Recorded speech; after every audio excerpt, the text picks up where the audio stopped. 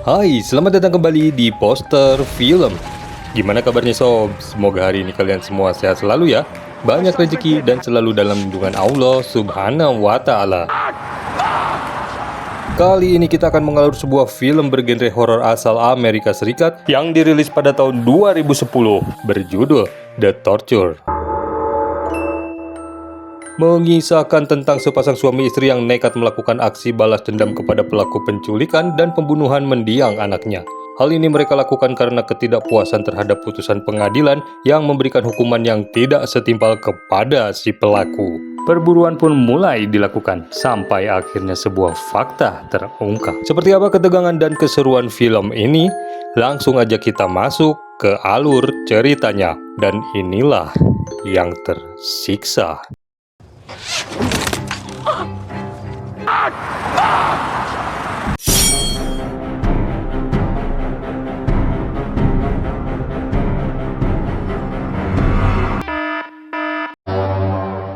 Di awal film diperlihatkan sebuah keluarga kecil yang melakukan aktivitas keluarga pada umumnya.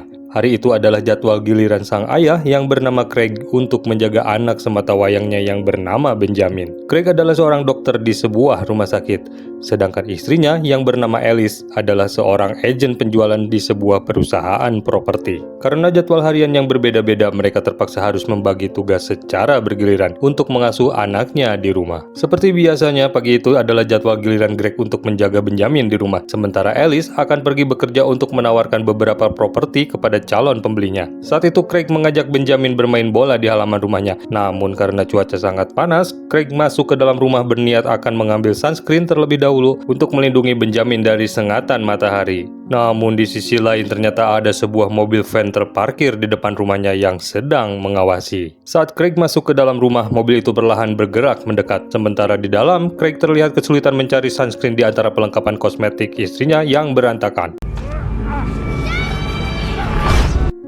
Tiba-tiba ia mendengar teriakan Benjamin, lalu melihat seorang pria membawanya. Mengetahui itu, Craig terkejut lalu berlari mengejarnya. Namun sayang, mobil itu melaju semakin cepat. Craig segera mengeluarkan mobilnya untuk mengejar si penculik. Namun terlambat, akhirnya ia pun kehilangan jejak mobil penculik itu.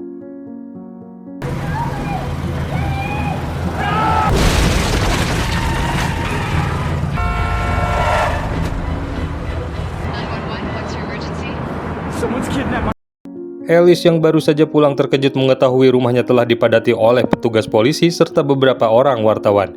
Lalu seorang detektif bernama Berger mencoba menenangkannya dan mengatakan tentang perihal penculikan Benjamin.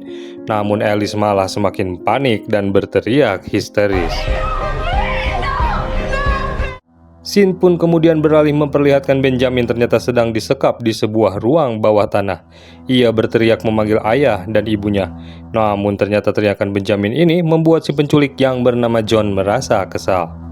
Alhasil John yang kesal dengan suara gaduh itu masuk ke dalam kamar dan berniat akan menyakiti Benjamin. Stop crying, you little baby.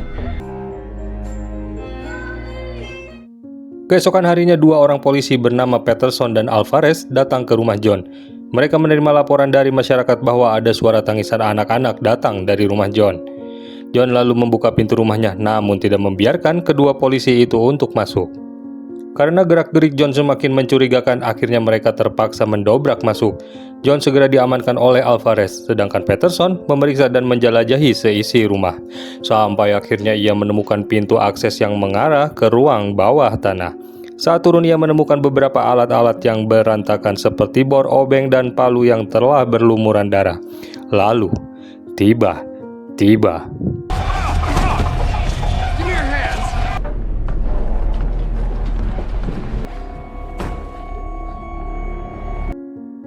tiba-tiba ia terkejut oleh pemandangan yang mengerikan. Di sana tergeletak tubuh Benjamin yang sudah tidak bernyawa. Scene pun beralih ke rumah Craig dan Alice. Saat itu suara telepon berdering. Alice memaksakan diri untuk mengangkat telepon itu, namun itu ternyata adalah telepon dari detektif Berger yang mengabarkan telah menemukan Benjamin dalam kondisi yang sudah tewas. Mereka pun segera menuju rumah sakit untuk memastikannya. Walaupun di dalam hati kecilnya, sebetulnya mereka berharap bahwa Benjamin masih hidup dan anak itu bukanlah dirinya. Namun pada kenyataannya setelah sampai di rumah sakit, mereka harus menerima kenyataan bahwa jasad Benjamin lah yang ada di hadapannya.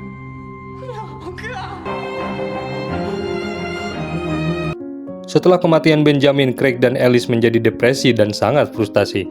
Mereka berusaha mencari keadilan agar psikopat tersebut dihukum seberat-beratnya atas apa yang telah diperbuatnya. Namun pada akhirnya keputusan pengadilan tidak sesuai dengan apa yang mereka harapkan, di mana John hanya dijatuhi hukuman 25 tahun penjara. Alhasil Craig dan Alice sangat marah dan kecewa setelah hakim membuat keputusan. Saat itu Alice tidak dapat menahan emosinya, lalu ia meminta Craig untuk membantunya mendapatkan senjata yang akan ia gunakan untuk membunuh John. Mendengar itu, Craig menjelaskan kepada Alice agar tidak berbuat gegabah. Craig mengatakan dengan membunuh John tidak akan mengembalikan anaknya kembali dan tidak akan mengubah apapun. Namun Alice tetap bersikukuh pada pendiriannya.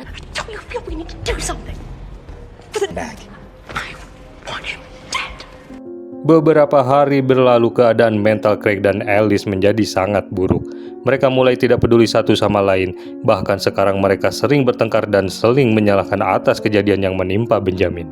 Di tengah rasa frustasinya, Alice memutuskan pergi sementara waktu untuk menenangkan dirinya. Sementara Craig dalam keadaan putus asa, menganggap tidak ada harapan bagi keluarganya untuk bersatu lagi. Bahkan sampai di titik terendah, Craig mencoba untuk bundir. Namun saat itu ia melihat foto Benjamin tepat di hadapannya yang memberikan kekuatan dan semangat kepadanya untuk melanjutkan hidup dan memperbaiki situasi.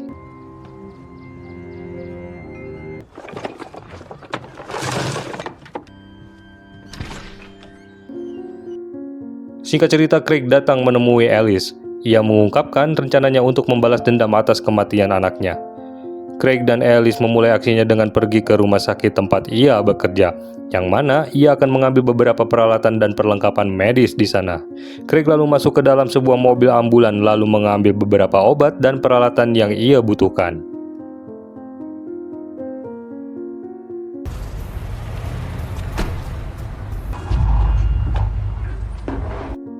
Beberapa hari berikutnya, Craig dan Alice terlihat sedang mengawasi proses perpindahan John dari penjara kota menuju penjara provinsi. Di dalam penjara terlihat John sedang masuk ke dalam mobil tahanan, lalu mobil itu pun keluar dari penjara. Craig dan Alice segera mengikuti mobil itu. Sampai di sebuah pom bensin, mobil tahanan itu berhenti. Lalu salah satu polisi turun dan masuk ke Indomaret untuk membeli beberapa cangkir kopi ABC. Alice kemudian mengikuti polisi itu masuk ke Indomaret, sedangkan Craig pura-pura membuat kegaduhan untuk mengalihkan perhatian. Dan di waktu bersamaan, Alice segera memasukkan sesuatu ke cangkir kopi Pak Polisi. Change. I gave you $20 on pump 5. We're Done. Should kick in about a half an hour. Setelah itu mereka kembali mengikuti mobil tahanan sambil menunggu obat bereaksi. Craig yang seorang dokter sangat yakin bahwa obat yang mereka berikan akan bereaksi dalam waktu 30 menit. Dan benar saja, dalam waktu 30 menit mobil tahanan itu berhenti. Lalu kedua polisi itu pun cepat-cepat keluar dari mobil karena ternyata obat yang diberikan oleh Alice membuat mereka sakit perut. Craig kemudian dengan cepat masuk ke mobil tahanan itu dan membawanya pergi. Mereka kemudian menuju ke sebuah tempat. Namun ketika mendekati tepi hutan, tidak sengaja Craig menabrak seekor rusa yang sedang menyeberang. Lalu, yang terjadi...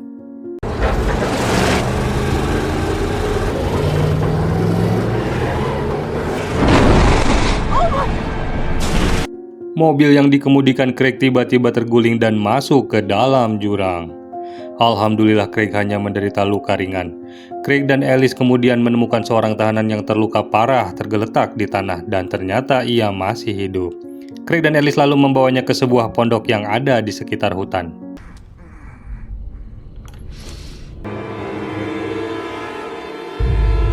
John akhirnya mulai terbangun dan pada saat itu Craig menjelaskan kepada John bahwa ia akan memberikan obat yang membuatnya tetap tersadar beberapa hari ke depan dan tidak akan membiarkannya cepat mati agar John terus merasakan rasa sakit ketika mereka menyiksanya. Imagine the worst pain you've ever experienced. Conscious. You're gonna feel it. Keesokan paginya ketika sedang membersihkan mobil, Alice tiba-tiba mendapat telepon dari detektif Berger. Berger memberitahu bahwa mobil tahanan yang digunakan untuk memindahkan John ternyata mengalami kecelakaan dan John berhasil melarikan diri. Berger mewanti-wanti kepada Alice untuk berhati-hati karena bisa jadi John akan mendatangi rumah mereka lagi. I'm sorry. Tengah malam Craig terbangun. Ia dihantui perasaan bersalah akibat kehilangan anaknya Benjamin yang terus muncul di pikirannya. Craig pun akhirnya turun untuk melampiaskan amarahnya kepada John dengan menyundut perut John dengan rokok yang dipegangnya. Tidak sampai di situ, keesokan paginya Craig melanjutkan menyiksa John tanpa ampun dengan menyolder tubuh John yang membuat John menjerit karena merasakan rasa sakit yang luar biasa. Alice yang melihat itu pun mulai merasa bersalah atas apa yang telah mereka lakukan. Tetapi Craig meyakinkan Alice bahwa apa yang mereka lakukan tidak sebanding dengan apa yang telah ia lakukan kepada Benjamin.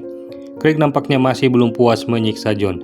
Ia pun kembali berkali-kali menyiksa John sampai John menggelepar menahan rasa sakit yang luar biasa. Scene pun beralih kepada detektif Berger yang mendapatkan kabar dari salah satu petugas polisi bahwa mobil tahanan yang hilang telah ditemukan. Berger segera menuju ke tempat kejadian untuk mencari tahu apa yang sebenarnya terjadi. Di sisi lain, Craig dan Alice saat itu masih terus-menerus menyiksa John. Namun saat itu John memiliki kesempatan untuk berbicara. John mengatakan bahwa dia tidak mengingat apapun selain kecelakaan kendaraan yang dialaminya.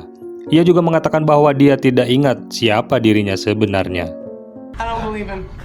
I don't believe you. This is too convenient. I don't remember anything. I don't know. Alice tidak percaya dengan apa yang dikatakan John dan yakin bahwa dia hanya berbohong. Mereka lalu mencoba membuktikan dengan sekali lagi menyakiti kaki John dan memaksa John untuk mengakui yang sebenarnya. Come on, get up. Singkat cerita, malam pun tiba. Di malam hari, Alice yang masih terjaga sedang berada di toilet. Sementara itu di ruang bawah tanah, John ternyata berhasil melepaskan diri. Setelah itu ia naik ke atas untuk keluar. Tapi Alice yang duduk di toilet dikejutkan oleh suara pintu kamar yang perlahan terbuka. Mengetahui itu, Alice mencoba menyerang menggunakan pipa besi dan berhasil menjatuhkannya. Craig pun terbangun dan segera membawa John kembali ke ruang bawah tanah. Namun sayang, John tiba-tiba terbangun dan menendang Craig hingga jatuh ke bawah.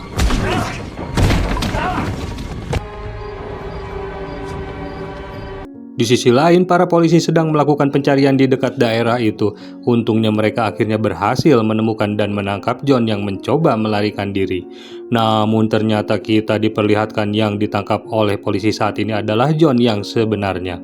Karena dalam mobil tahanan pada waktu itu ternyata ada dua orang tahanan, yaitu John Kozlowski yang dihukum selama 25 tahun karena melakukan pembunuhan dan satu orang lagi bernama Patrick Gigan yang dihukum 18 bulan penjara karena didakwa telah melakukan penggelapan pajak.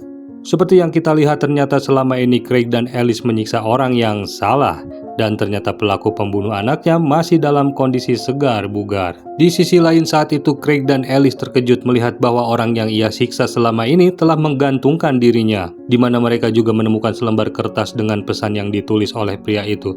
Pria itu ternyata adalah Patrick Gallagher. Ia mengatakan bahwa dia tahu ia adalah orang yang sangat dibenci. Ia mengatakan pantas menerima apa yang telah dilakukan padanya, tetapi ia tidak dapat menahan siksaan lebih lama lagi. Jadi dia memutuskan untuk mengakhiri hidupnya. Setelah mengetahui fakta itu, Craig dan Alice pun terkejut dan menyadari bahwa mereka telah salah orang dan gagal dalam membalas dendam kepada John. Karena orang yang mereka siksa sepanjang hari bukanlah John Kozlowski, orang yang telah membunuh Benjamin. Film pun selesai.